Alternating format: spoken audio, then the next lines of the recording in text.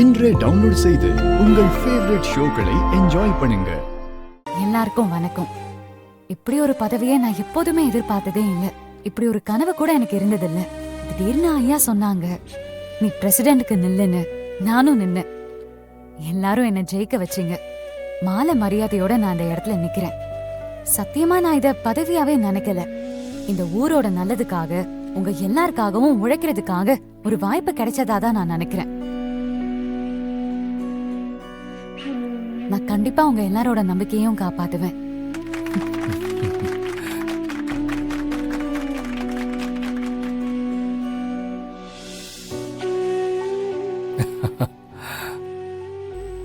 சரி, பதவி பிரமாணம் நல்லபடியா முடிஞ்சது. எல்லாருக்கும் குடிக்கிறதுக்கு காஃபி டீ ஏற்பாடு பண்ணியிருக்கேன். எல்லாரும் வந்து சாப்பிடுங்க. வாங்க.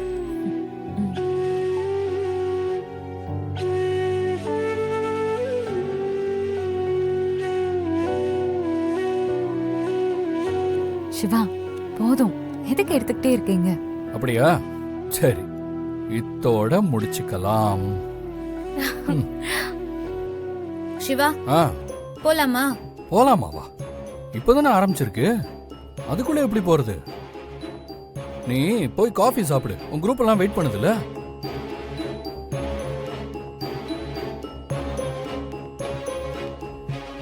பாட்டி, போலாமா? வாண்ணே. துளசி, நீங்க வேலையை பாருங்க, நான் அதை வந்துடுறேன். சரி, ஆல் தி பெஸ்ட். உட்காருங்க.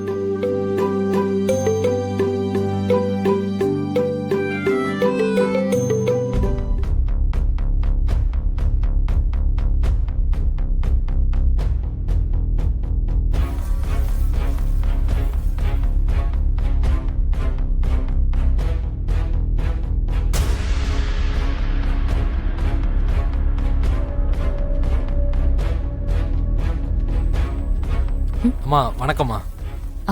வணக்கம். பிரசிடென்ட் அம்மா, கான்ட்ராக்ட் விஷயமா கொஞ்சம் பேசணும். தாராளமா பேசலாமே, உட்காருங்க. இல்லம்மா, பரவாயில்ல.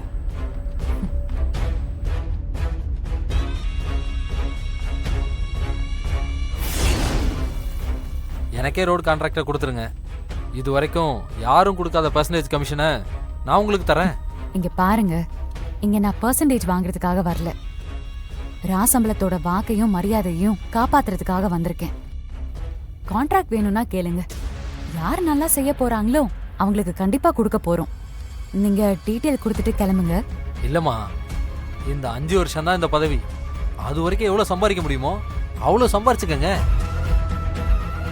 அடுத்த முறை பதவி கிடைக்குமான்னு சொல்ல முடியாதுல்ல. அதெல்லாம் தேவையில்லை. தயவு செஞ்சு இந்த மாதிரி பேச வேண்டாம். நீங்க கிளம்புங்க. முதல்ல இங்க இருந்து கிளம்புங்க. போக போறீங்களா இல்லையா? முடிங்க மேடம்.